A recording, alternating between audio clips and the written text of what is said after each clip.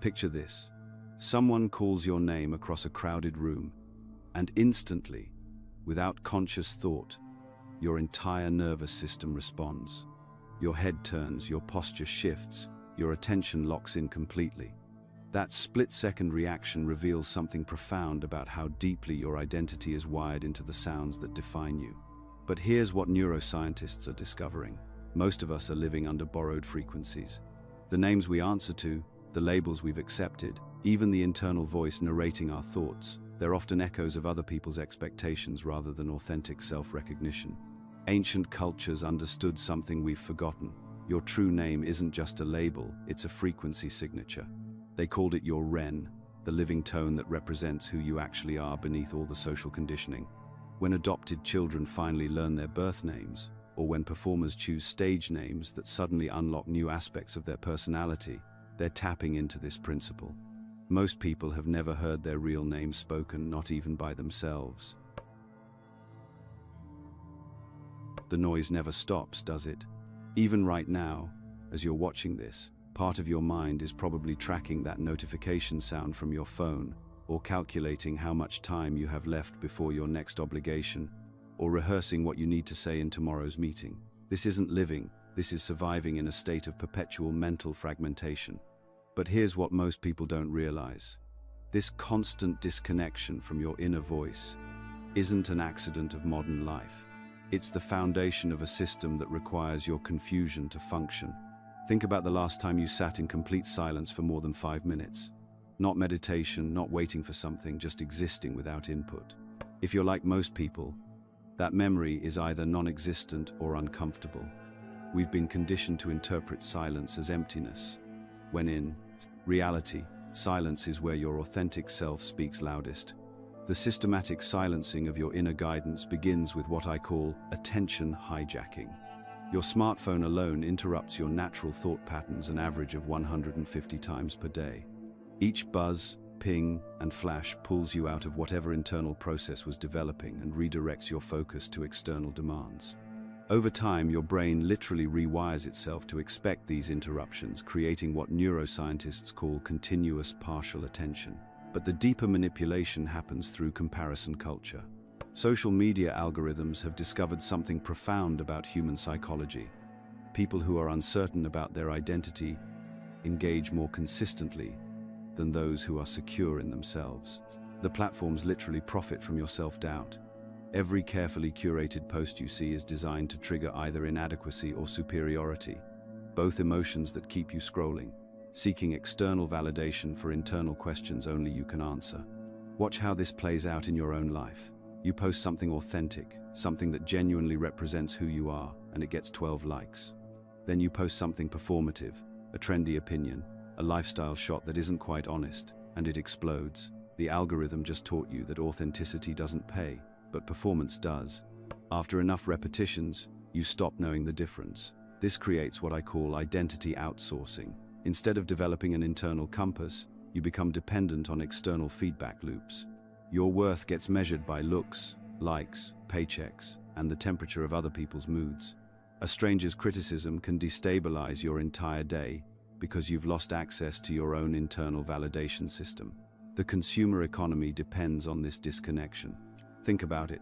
A person who knows their true name, their authentic desires, values, and purpose is harder to steer, harder to buy, harder to shame.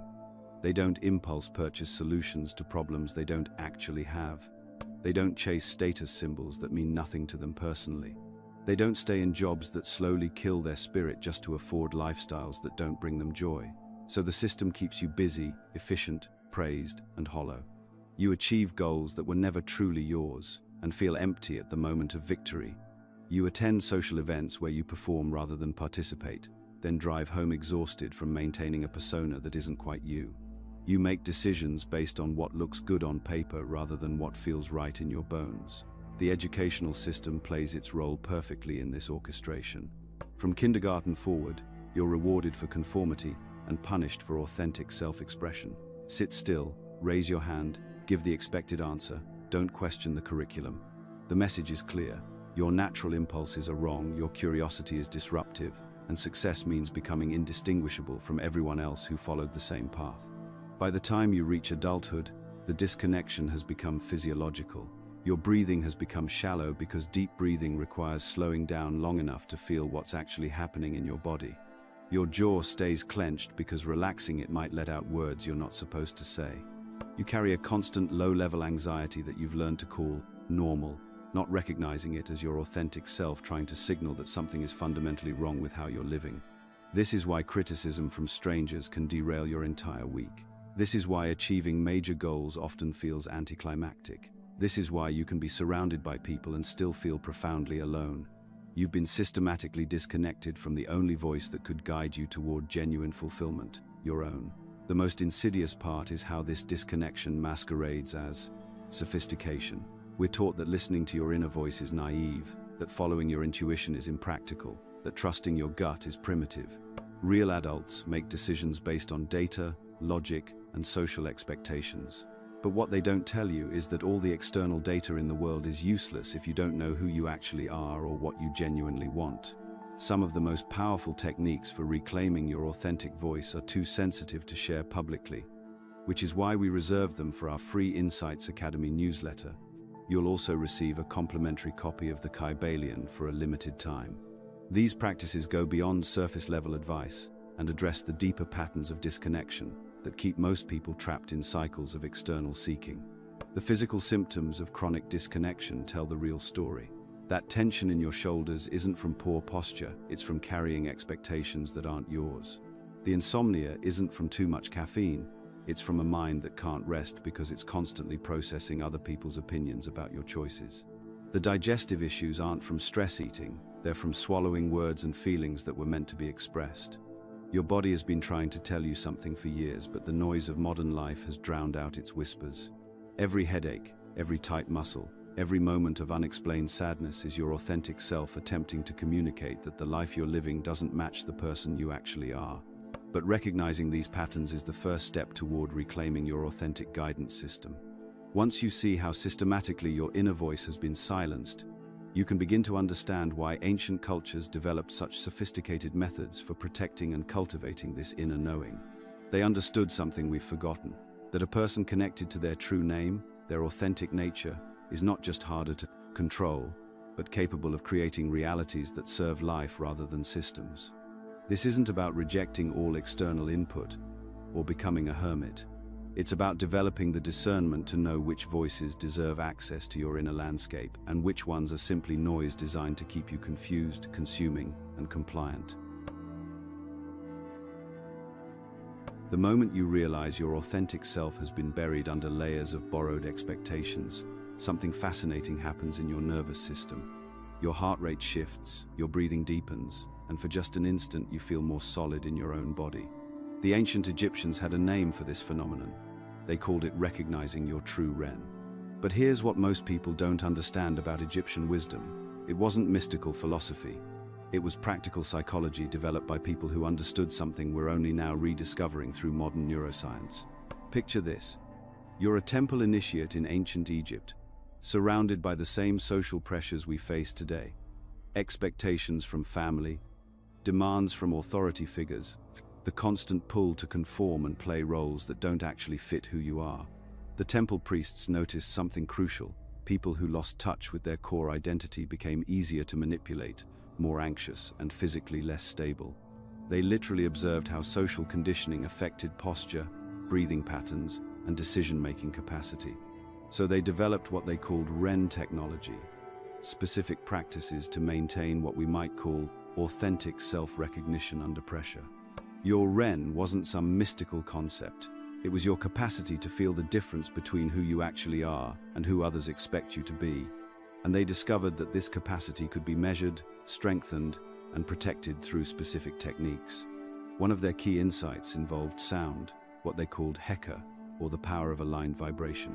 Now, before you dismiss this as ancient superstition, consider what we know today about vagal tone and nervous system regulation. When you speak or hum in certain frequencies, particularly lower, resonant tones, you literally activate your vagus nerve, which shifts your autonomic nervous system out of fight or flight mode and into what researchers call the social engagement system. I discovered this accidentally during a particularly stressful period, when I was constantly second-guessing myself, trying to meet everyone else's expectations. A friend suggested I try humming for 5 minutes each morning, not meditation, just humming. Within a week, I noticed something remarkable. I could feel the difference between my authentic responses and my conditioned reactions. The humming wasn't magic. It was regulating my nervous system enough that I could actually sense my own preferences again. The Egyptians understood this connection between sound, nervous system regulation, and authentic self-recognition, thousands of years before we had the scientific language to explain it. They observed that people who maintained regular vocal practices, specific tones and frequencies, remained more centered in their own identity, even under intense social pressure. They also developed what they called the Jed pillar concept, which sounds mystical until you realize they were describing what we now call proprioceptive awareness. Proprioception is your felt sense of your body's position in space, and it turns out to be crucial for psychological stability. When you're disconnected from your physical center, when you're literally ungrounded, you become more susceptible to external influence and internal doubt. Think about it. When you're nervous or trying to please someone, what happens to your posture? You probably lean forward slightly, hold your breath, maybe tense your shoulders. The Egyptians noticed that people who maintained what they called Jed awareness, a strong sense of their physical center, could maintain their authentic responses, even in challenging social situations. But perhaps their most sophisticated insight was what they called Ma'at's feather test. Most people think this was about moral judgment in the afterlife, but the practical application was far more immediate. Temple practitioners literally measured the weight of emotional baggage by observing how different thoughts and memories affected someone's breathing and posture. Here's how it worked. They would have someone stand in their natural posture, breathing normally, then ask them to recall specific memories or consider particular decisions. They watched for subtle changes. Did the person's shoulders rise? Did their breathing become shallow? Did they shift their weight or lose their center? These physical responses revealed which experiences were carrying emotional charge and which decisions aligned with the person's authentic nature. This wasn't judgment, it was practical assessment. They understood that unresolved emotional weight, what we might call trauma or conditioning, literally affected someone's ability to maintain their authentic identity under pressure. The lightness they were measuring wasn't moral purity, it was psychological freedom. This knowledge didn't stay in Egypt. It traveled through the Greek Orphic mysteries, where initiates learned to maintain authentic self-recognition through specific breathing and vocal practices. It influenced Indian pranayama traditions, where practitioners discovered that controlled breathing patterns could maintain mental clarity under intense social or spiritual pressure. Sufi Dika practices developed similar techniques, repetitive vocal patterns that regulate the nervous system while maintaining awareness of one's essential nature. All of these traditions were solving the same fundamental problem. How do you remain true to yourself when surrounded by competing demands, expectations, and pressures to conform? How do you maintain access to your authentic responses when everyone around you has opinions about who you should be? They discovered that authentic self-recognition isn't a philosophical concept. It's a measurable capacity that can be developed through specific practices. And here's why this knowledge was often kept quiet. People who maintain strong self-recognition are genuinely harder to manipulate through fear, shame, or artificial scarcity. They can feel the difference between authentic opportunities and manufactured urgency. They're less likely to abandon their own judgment in favor of external authority. This isn't about rebellion or rejecting all social connection. It's about developing the capacity to choose consciously which roles and expectations serve your authentic development and which ones drain your vitality. It's about being able to feel the difference in your own body between decisions that align with your nature and decisions that serve someone else's agenda. The remarkable thing is, you can test this immediately. Right now, think about a decision you're facing. Something where you feel pulled between what you think you should do and what feels authentic to you. Notice what happens in your body when you consider each option. Does one make you feel more solid, more centered? Does the other create tension, shallow breathing, or a sense of contracting away from yourself? That's your REN speaking, your capacity for authentic self-recognition. And just like the ancient practitioners discovered, this capacity can be strengthened through specific, measurable practices that work with your nervous system rather than against it. The question isn't whether you have this capacity, you do.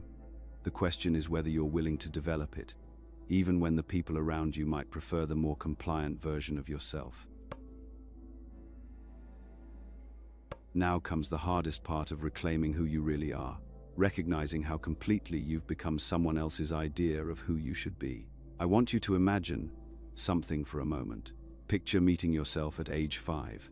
That child had preferences that made no logical sense to anyone else. Maybe they insisted on wearing winter boots in summer, or they talked to trees, or they had an inexplicable fascination with the sound of vacuum cleaners. They weren't performing these preferences for approval, they were simply being authentic to their inner experience. Now fast forward to today. When was the last time you had a preference that strong? When did you last feel that kind of unshakable knowing about what felt right to you, regardless of whether it made sense to anyone else? The reason this question feels difficult to answer isn't because you've lost your authentic preferences. It's because you've spent decades building an identity out of borrowed definitions, and those definitions now feel more familiar than your actual self. Here's what I mean by borrowed identity. Sarah, a client of mine, realized at 38 that she genuinely didn't know if she enjoyed reading. She'd been called the smart one since childhood, so she read constantly, collected books, and built her entire social identity around literary discussions. But when she sat quietly and asked herself whether she actually enjoyed the act of reading, she felt nothing. No genuine pull, no authentic desire. She'd been performing intelligence for so long that she'd lost track of what actually engaged her mind. Or consider Marcus, who discovered that his entire personality was built around being the easygoing guy. He'd spent 20 years automatically agreeing with whatever others suggested, smoothing over conflicts, and adapting his opinions to match whoever he was with. When friends asked what restaurant he preferred, he felt genuine confusion. He'd trained himself so thoroughly to want whatever others wanted that his own preferences had become inaccessible. These aren't unusual cases. Neuroscientist Dr. Robert Sapolsky's research shows that when we repeatedly receive external validation for certain behaviors, our brain's reward pathways literally rewire themselves. The dopamine hit we get from being seen as smart or agreeable or successful becomes more familiar and accessible than the quieter satisfaction of authentic self-expression. This is why authentic self-recognition can feel foreign or even uncomfortable at first. You've trained your nervous system to respond to external validation rather than internal alignment. Your brain has become addicted to the drama of performance, so the steady quiet of authenticity can feel like something's wrong. The borrowed identities we carry usually trace back to early caregiver responses. Attachment research reveals that children unconsciously adapt their authentic expression to maintain connection with their caregivers. If your curiosity was met with impatience, you learned to perform certainty instead. If your sensitivity was labeled as too much, you developed a tougher persona. If your natural pace was called lazy, you became the overachiever who can't stop performing even in private moments. The insidious part is that these masks feel personal because you've worn them for so long. They've become neurological pathways, automatic responses, familiar ways of moving through the world. But they're still masks. Here's a practical exercise that cuts through this confusion. Throughout your day, start noticing your thoughts and asking one simple question. Is this my name or a label I borrowed? When you think, I'm not good with money, pause. Is this your authentic self-knowledge, or did someone else's judgment become your internal voice? When you think, I'm the responsible one, notice whether this feels like genuine self-recognition or a role you've been performing. I need to warn you about what to expect when you start this practice.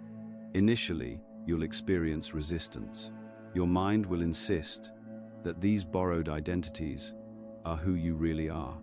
You might feel like you're losing solid ground, like if you let go of these familiar definitions, you might disappear entirely.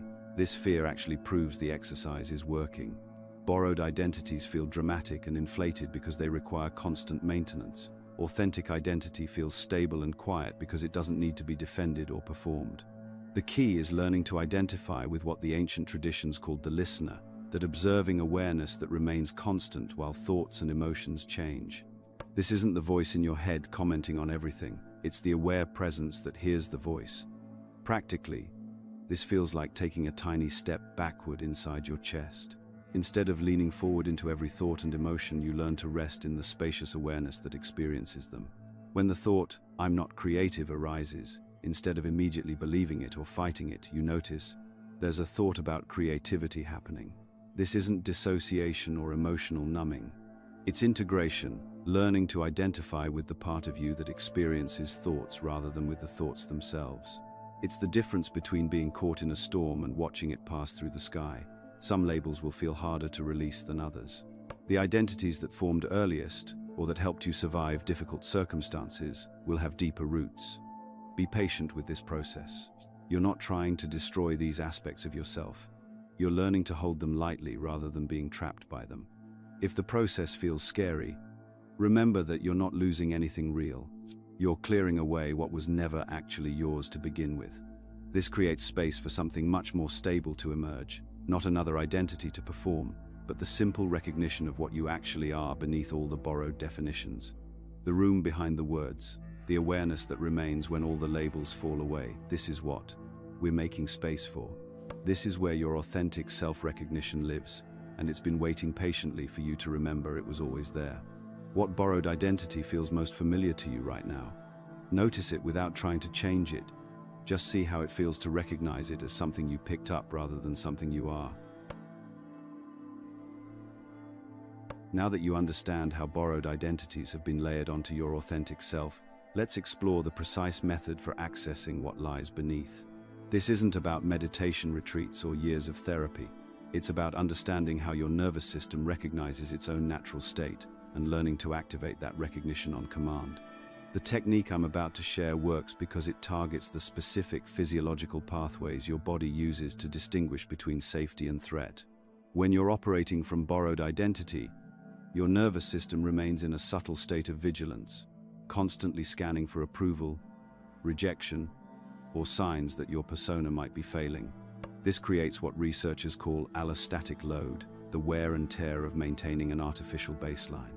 Your vagus nerve, the longest cranial nerve in your body, acts like a sophisticated radar system. It's constantly sampling your internal environment and making split-second decisions about whether you're safe enough to be authentic or whether you need to maintain protective patterns. The problem is, most people's vagus nerve has been trained to associate authenticity with danger. Every time you were told to be nice when you felt angry or calm down when you were excited, your nervous system learned to equate your natural responses with threat. But here's what's remarkable. You can retrain this system using the same precision engineers use to calibrate sensitive instruments. The key lies in working with barely perceptible signals rather than dramatic interventions. When you try too hard to relax or force yourself to be authentic, you actually activate the very vigilance you're trying to dissolve. The technique centers on 3 specific adjustments that create measurable shifts in nervous system state. First, there's a particular breathing pattern that activates what's called the parasympathetic rebound effect. Instead of the deep breathing most people attempt, you're going to use an extended exhale that's exactly twice the length of your inhale. This isn't arbitrary, it's the precise ratio that triggers your nervous system's natural braking mechanism. But the real breakthrough happens with the second component, vocal vibration at the threshold of audibility. When you hum at the quietest possible volume, so quiet you can barely hear it yourself, something fascinating occurs. The vibrations activate mechanoreceptors in your chest cavity, without triggering the performance anxiety that comes with louder vocalizations. Your nervous system interprets this as, I'm safe enough to make sound without defending myself. Most people completely miss this because they think louder must be better. But your vagus nerve responds to subtlety, not force. Think about how a cat purrs. It's not broadcasting to the world. It's creating internal resonance. That barely audible hum creates what acoustics researchers call bone conduction, vibrations that travel through your skeletal structure and signal deep safety to your brainstem. The third element involves what I call proprioceptive integration, helping your nervous system recognize your body as a stable, coherent structure rather than something you need to brace against the world. This isn't about perfect posture, it's about finding the specific alignment where your skeleton supports itself with minimal muscular effort. When you discover this, there's a distinct sensation I describe as becoming a pillar, not rigid but effortlessly upright. Here's the exact sequence. Begin with that extended exhale, breathe in for 4 counts, out for 8. Do this 3 times, focusing not on relaxation but on precision. Your nervous system responds to consistency, not intensity. After the 3rd exhale, close your mouth and create the quietest hum you can produce. Not a melody, just a steady, barely audible vibration. Let it continue for about 10 seconds, then stop and simply notice. This is where most people expect fireworks and miss the actual signal. You're not looking for transcendent experiences or emotional breakthroughs. Instead, notice subtle shifts. Does your attention rest differently? Do sounds seem to reach your ears with less effort? Is there a change in how your thoughts move through awareness? The difference is often described as thoughts still passing through your mind, but they're no longer grabbing you by the collar. This isn't poetic language.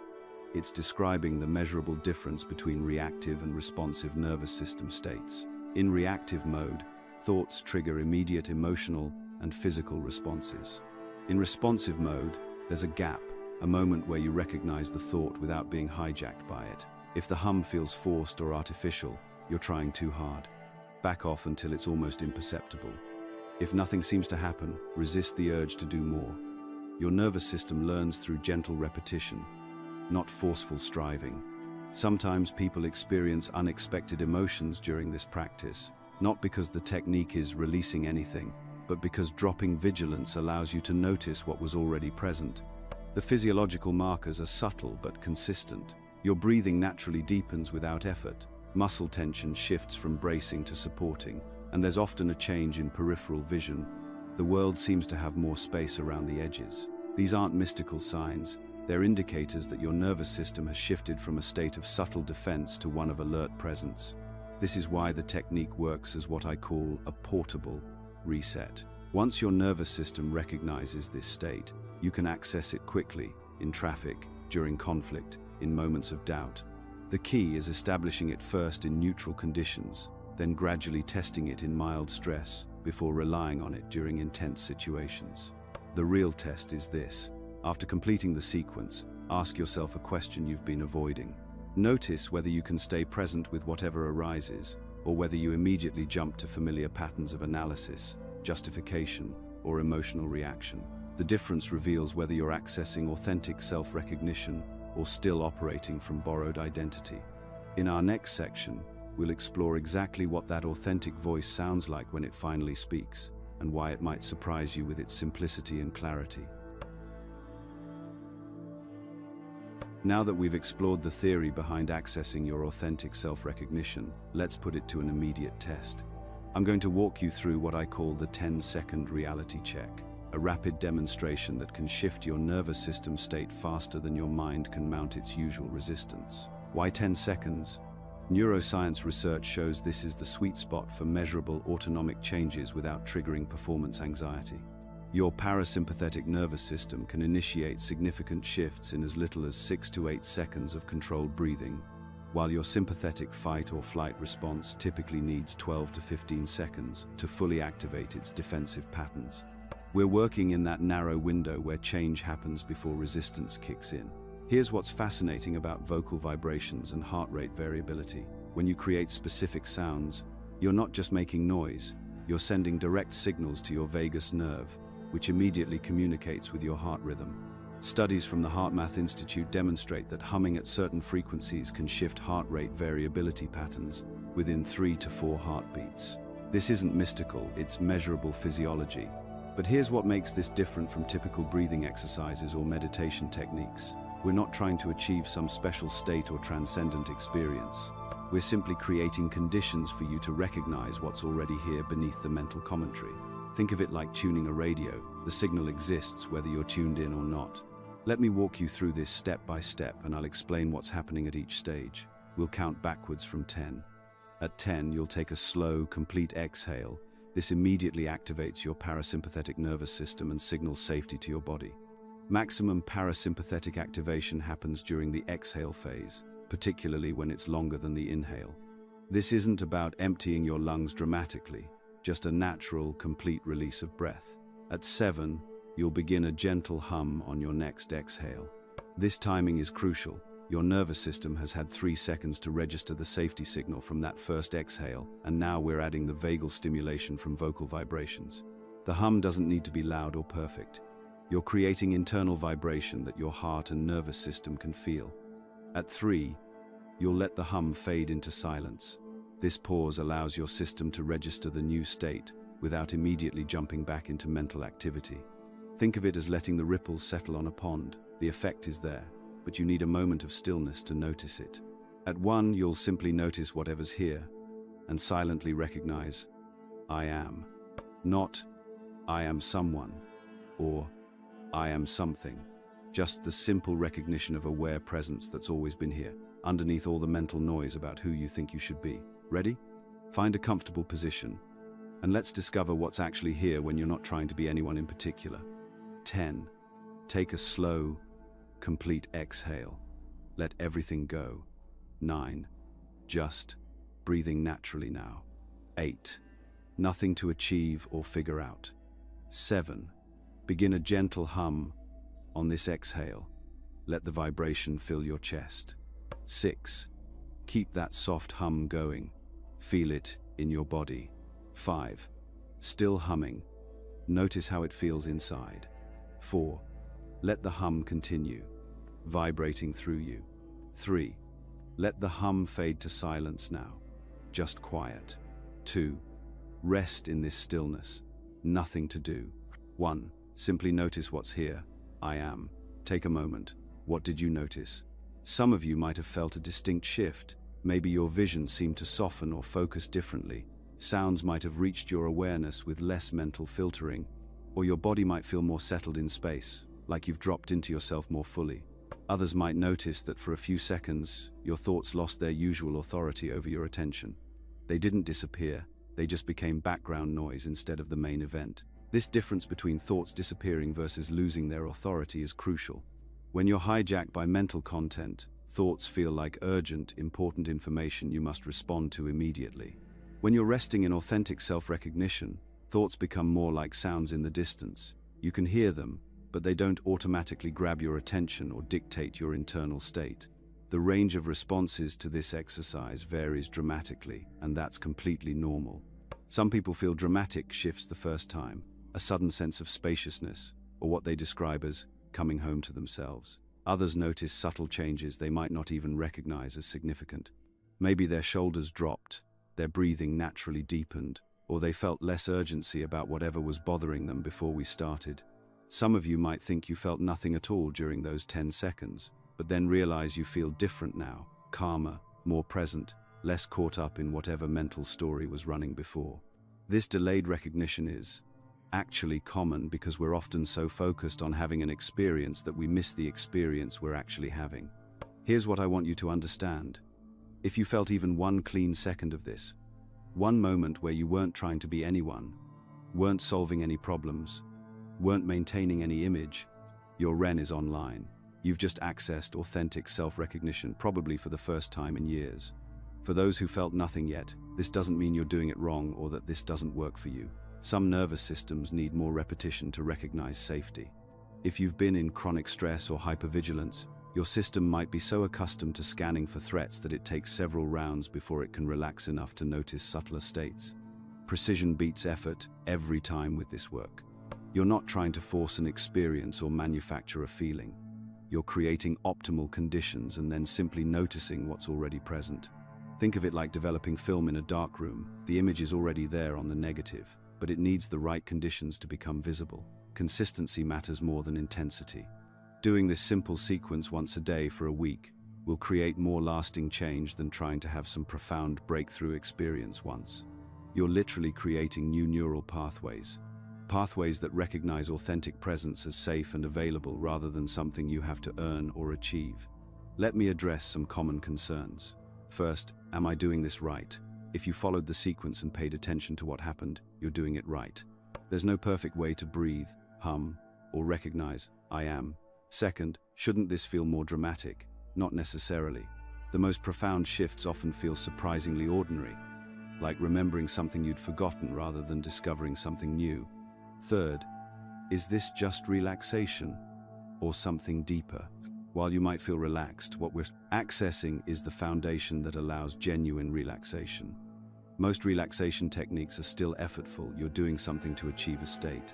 This is about recognizing what's here when you're not doing anything to be anyone in particular. This brief taste of authentic self-recognition naturally initiates what I call the clearing process. When you're no longer putting energy into maintaining false identities or managing other people's expectations, that energy becomes available for processing and releasing stored emotional material.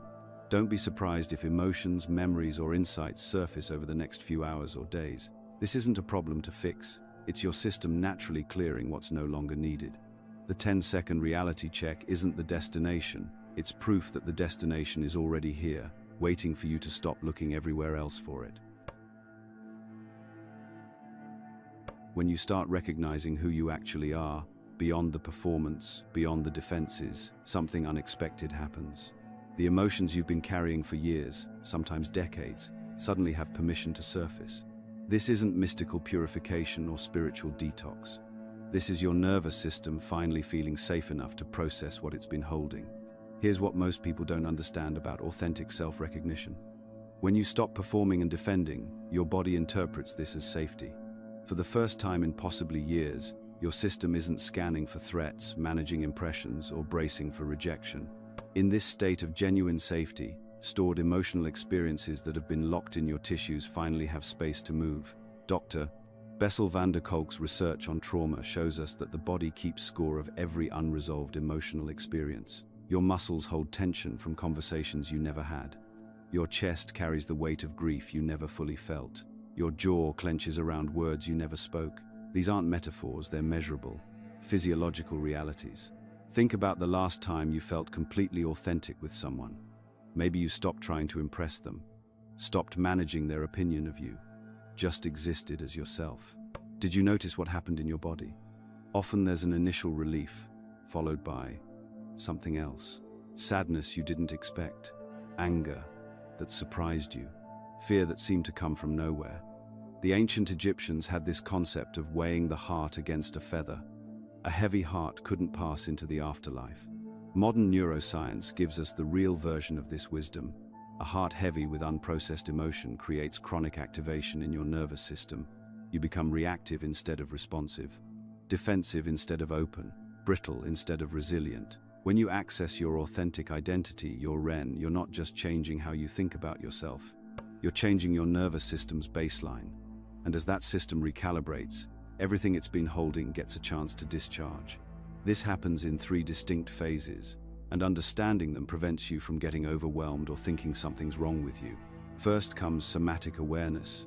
You feel sensations in your body that don't seem connected to your current circumstances. Your chest might feel heavy during a perfectly normal day. Your throat might tighten when nothing threatening is happening.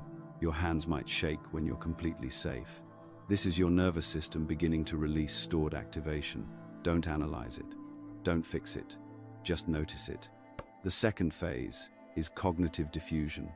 Emotions arise, but instead of becoming them, you observe them. This is crucial. When anger surfaces, you don't become an angry person. You become a person experiencing anger. When shame shows up, you don't become shameful. You become someone witnessing shame move through your system. The emotion is information, not identity. The third phase is nervous system regulation. After feeling and witnessing, you return to centered presence. Your breathing deepens, your muscles release. You're still you, but you're carrying less. Let me give you specific guidance for what you'll likely encounter, because these patterns are remarkably consistent across different people. When shame arises, and it will, recognize its protective function. Shame originally developed to help you belong to your tribe. It said, change this behavior or risk rejection. But childhood shame often gets stuck, continuing to broadcast danger signals about things that aren't actually threatening your adult survival. When you feel shame during this process, you can acknowledge it. I see you. You protected me when I was small and vulnerable. You don't define who I am now. When anger surfaces, understand that anger is energy in motion. It's not inherently destructive. It's information about boundaries that were crossed, needs that weren't met, or values that were violated. Feel its energy without being driven by its agenda. Anger often carries decades of accumulated no's that you never got to express. Let it move through you without directing it at anyone, including yourself. When fear spikes, remember that fear is intelligence. It's your system's way of preparing for potential threats. But adult fear often carries the intensity of childhood powerlessness. You can acknowledge fear's intelligence while maintaining your adult perspective and resources. I've watched this process unfold in countless people. The successful executive who finally feels the loneliness of the child who learned that achievement was the only way to get attention. The chronic people pleaser who discovers decades of suppressed resentment at having their own needs consistently dismissed. The person who's always been the strong one encounters their hidden vulnerability and realizes that strength without vulnerability isn't strength, it's armor. This isn't psychological breakdown, this is integration. These emotions were always present, just buried under performance and defense. Now they have permission to complete their natural cycle. Here's the crucial distinction. Healing discharge feels like relief, even when it's intense. Rumination or re-traumatization feels like being stuck in a loop. If you find yourself spiraling rather than releasing, if the emotions feel bigger than your capacity to hold them, seek additional support. There's no shame in needing help navigating this process. The goal isn't to eliminate difficult emotions, it's to develop a mature relationship with your internal experience. When challenging emotions arise, you can speak to them directly. I see you. You protected me once. You do not name me now. This isn't spiritual bypassing or positive thinking. It's acknowledging that you can feel something without being defined by it. As you learn to work with emotions this way, something remarkable happens. You become harder to push around because you're not carrying the reactivity of unprocessed experiences. You become easier to trust because people can sense your emotional authenticity. And you become finally available to your own life because you're not spending all your energy managing what you're carrying. The emotions you've been avoiding aren't your enemies. They're the keys to your freedom. But you have to be willing to feel them, to use them. This emotional integration isn't a one-time event. It's an ongoing practice of creating enough safety in your system for whatever needs to move to complete its cycle. Each time you do this, you reclaim a piece of your authentic self that was bound up in unfinished emotional business. Here's what nobody tells you about staying centered when everything around you is chaos. It's not about becoming some Zen master who never feels anything. Real presence under pressure is actually the opposite. It's feeling everything while choosing your response instead of letting your nervous system hijack the conversation. Let me explain what's actually happening in your brain when you master this skill. Neuroscientists call it response flexibility, that split second between when something triggers you and when you react. Most people live their entire lives without ever experiencing this pause. They go straight from trigger to reaction, like a pinball bouncing off bumpers. But when you develop this ability, you create what researchers describe as a cognitive buffer zone, where conscious choice becomes possible. Remember that 5-step sequence we explored earlier? Trigger, exhale, hum, pause, choose. This isn't just some breathing exercise, it's a precise algorithm for interrupting your automatic nervous system responses in real time. When you catch that initial trigger moment and immediately exhale, you're activating your parasympathetic nervous system before your fight or flight response can fully engage. The humming creates what's called vagal toning. It literally vibrates the vagus nerve that connects your brain to your heart and gut, creating physiological coherence instead of chaos. Let's walk through how this works in situations you'll recognize. Picture that conversation where someone criticizes your work. Normally, your chest tightens, your mind starts racing with defensive arguments, and you either attack back or shut down completely. But here's what happens when you apply this technique. You feel that first spark of defensiveness. That's your trigger moment. Instead of following it, you take one conscious breath out, longer than usual. As you exhale, you make the slightest humming sound, barely audible. This takes maybe 3 seconds total. In those 3 seconds, something remarkable happens. Your nervous system shifts from reactive to responsive. Now when you speak, your voice comes from a different place, not from the wounded part that needs to defend itself, but from the part of you that can actually hear what's being said and respond thoughtfully. You might say something like, "I want to understand what you're seeing that I'm missing." One short sentence, then you let it land before you say anything else. This is what psychologists call interpersonal effectiveness. Your communication becomes more powerful because it's coming from presence rather than pressure. People can feel the difference immediately. They're expecting defensiveness or aggression, and instead they get clarity. It completely changes the dynamic. Here's another scenario. You're in a work meeting, and anxiety usually turns your brain to fog. You know you have valuable input, but the moment attention turns to you, your mind goes blank. With this practice, You catch that first wave of anxiety before it crashes over you. Quick exhale, subtle hum, pause. Now, instead of fighting the anxiety or trying to push through it, you're working with your nervous system. You speak slower than feels natural. You finish your sentences completely. You let silence do some of the work instead of rushing to fill every gap. What you'll discover is that this approach doesn't make you passive. It makes you more genuinely assertive. There's a huge difference between aggression that comes from reactivity and strength that comes from centeredness. When you're not being pushed around by your own emotional reactions, you can actually maintain appropriate boundaries without becoming hostile. I need to address something important here. This practice can feel weird at first, especially if you're used to high-intensity interactions. Some people worry they'll become emotionally flat or lose their edge. But here's what actually happens. You become more emotionally intelligent, not less emotional. You still feel everything deeply, but you're not controlled by those feelings. For natural people pleasers, this technique is revolutionary because it creates space to find your actual voice instead of just saying what you think others want to hear.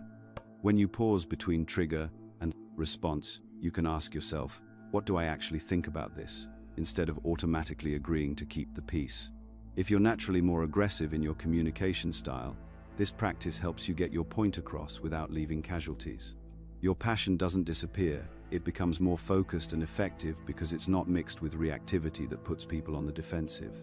For those who tend toward anxiety, this becomes your anchor.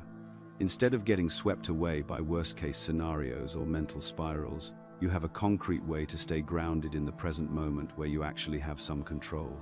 Now, let's be practical about implementation. You're going to forget. You'll get halfway through an argument before you remember you had a choice about how to respond. That's completely normal. The moment you notice you're caught in reactivity, that noticing itself is the beginning of freedom. You can literally pause mid-conversation and say, let me start that over, then apply the technique. Start practicing during low-stakes situations. Use it when you're slightly annoyed in traffic instead of waiting for the major confrontation at work. Notice how walking just a bit slower changes your internal state. Pay attention to how finishing your sentences completely, even in casual conversation, affects how people listen to you. The goal isn't perfection, it's building your capacity to stay true to your values even when facing social pressure or emotional manipulation. When you can maintain this kind of presence under pressure, you stop being a victim of your circumstances and start being an active participant in creating the interactions you want to have. This skill connects directly to living authentically because it allows you to respond from who you actually are rather than from your conditioned patterns of reactivity. That's where real power lives, not in controlling others, but in choosing your own responses consciously. Here's the critical truth about building a sustainable awakening practice.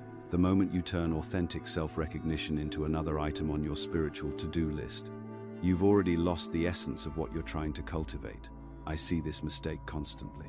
People approach presence like they approach fitness routines or productivity systems, with charts, apps, and performance metrics.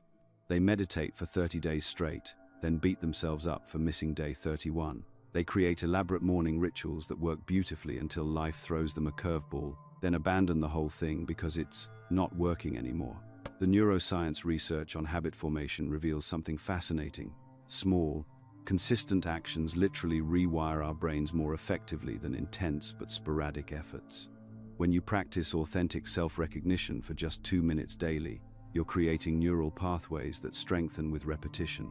Your brain begins to default toward presence rather than reactivity.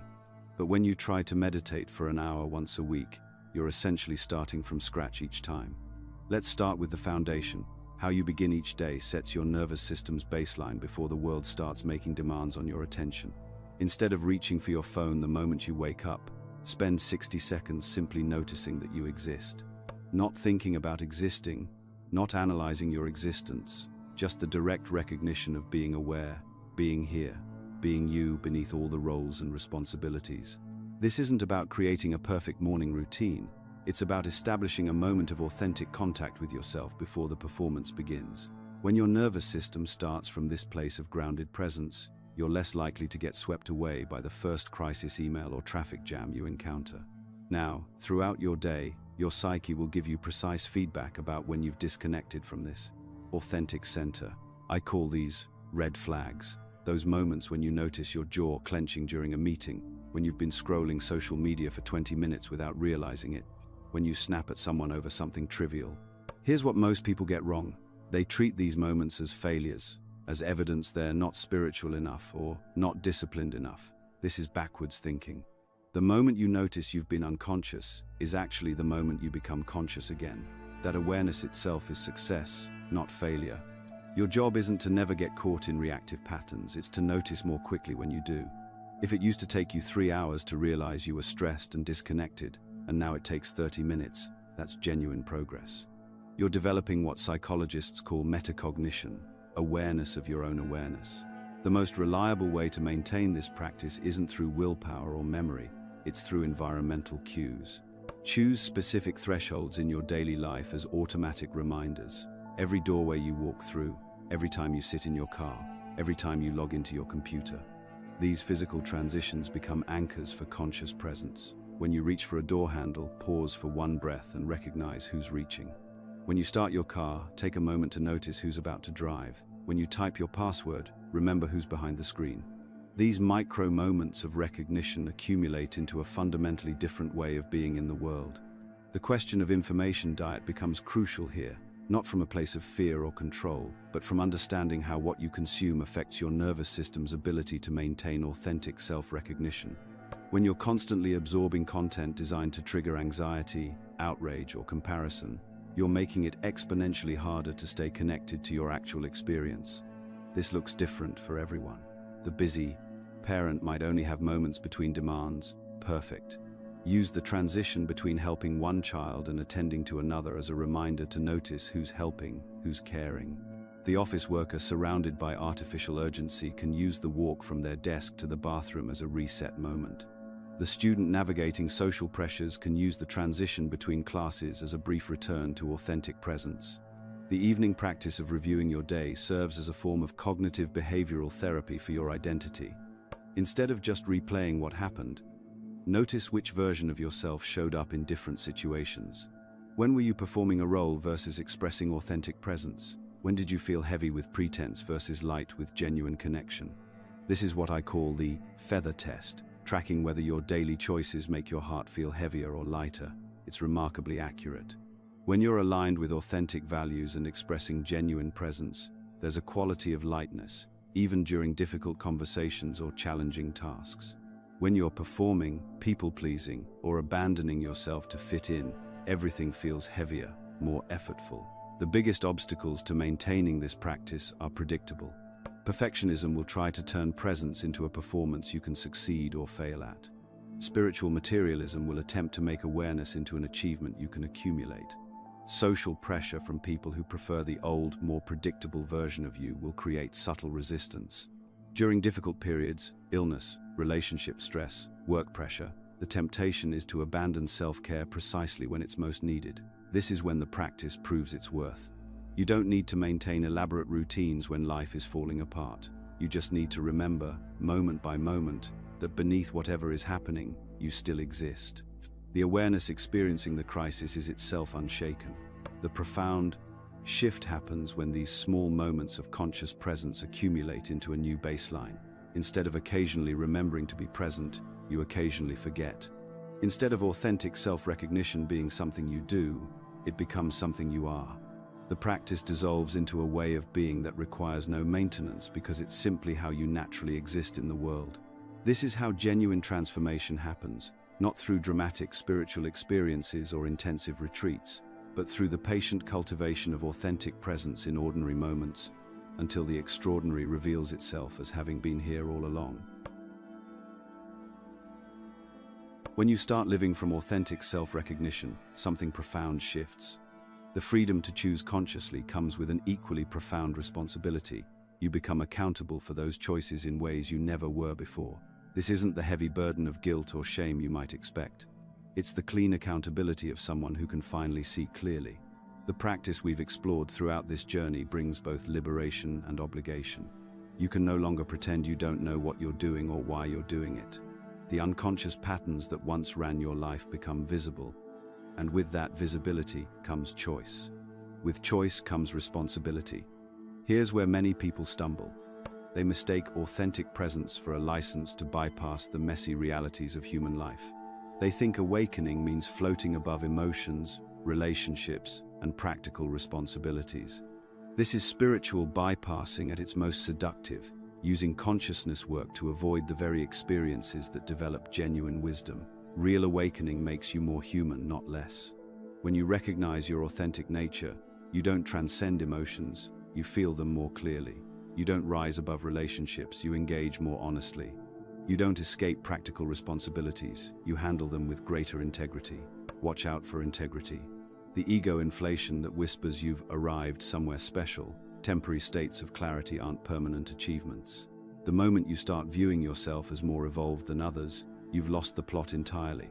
Authentic presence is naturally humble because it recognizes the interconnectedness of all experience. Everyone is struggling with the same fundamental questions about identity and meaning, just in different costumes.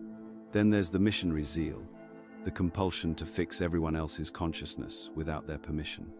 You see through certain illusions now, so surely everyone needs to hear about it, right? Wrong. This urge to recruit and convert comes from the same ego that once sought validation through conformity. Now it seeks validation through being the awakened one who saves others. Keep the practice private. Avoid the performance. When you truly understand something, you don't need to broadcast it for approval. Your presence speaks louder than your proclamations.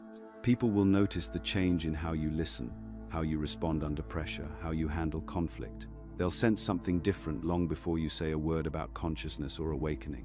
The integration challenges are real and ongoing. How do you maintain authentic self-recognition while fulfilling social roles that seem to demand persona and performance? You learn to inhabit roles without being consumed by them. You can be a professional, parent, or partner without losing yourself in those identities. The roles become costumes you wear consciously rather than prisons that define you. Setting boundaries becomes crucial, but not the rigid walls of someone protecting themselves from the world. These are the fluid boundaries of someone who knows their own center. You can engage fully without losing yourself. You can say no without aggression and yes without resentment.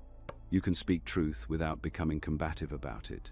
Your relationships will shift, sometimes dramatically. Some people will appreciate your increased presence and authenticity. They'll feel safer being real around you because you're no longer performing or demanding they perform for you. Others may feel threatened by someone who can no longer be easily manipulated or controlled through guilt, fear, or social pressure. This isn't about becoming difficult or uncooperative. It's about becoming genuinely responsive rather than reactively compliant. You fulfill commitments because you choose to, not because you're afraid of disappointing people. You keep promises because integrity matters to you, not because you need approval. The timeline for integration unfolds over months and years, not days or weeks. Initially, you might experience dramatic shifts in perception that feel revolutionary. Don't mistake these peak experiences for the end goal. The real work happens in the valleys, maintaining clarity during mundane Tuesday afternoons, staying present during family arguments, keeping your center when someone pushes all your buttons. Expect phases. Sometimes the practice feels effortless and natural. Other times you'll wonder if you imagined the whole thing. This isn't regression. It's the natural rhythm of deepening understanding. Each cycle brings greater stability and less dramatic fluctuation. The social implications extend far beyond personal transformation. When you live authentically, you give others permission to do the same. Family systems begin to shift as one person stops playing their assigned role in the dysfunction. Communities change when individuals refuse to participate in collective delusions. This connects to larger movements toward conscious living and social justice, not through preaching or activism, but through the simple radical act of being real. When you do share this work, remember, share your experience, not your certainty. Invite, don't recruit. Tell people what happened to you, not what they should do. Your story might resonate with someone ready to hear it, but forcing awakening on others creates the opposite effect. What becomes possible when people live from authentic self-recognition? Communication becomes cleaner because you're not managing hidden agendas. Choices become more sustainable because they align with your actual values rather than borrowed shoulds. Relationships deepen because intimacy requires authenticity. Creative solutions emerge because you're not locked into habitual patterns of thinking. Living authentically in a world that often rewards conformity requires tremendous courage. The pressure to fit in, to not rock the boat, to keep everyone comfortable, runs deep. But the alternative, spending your life performing someone else's version of who you should be, leads to a particular kind of death while still breathing. This path leads to genuine fulfillment rather than temporary satisfaction. Not the fleeting high of getting what you thought you wanted, but the deep contentment of being who you actually are. It's the difference between winning a game you don't care about and playing a game that matters to you, regardless of the outcome. If this video resonated with you, let us know by commenting. I understood it.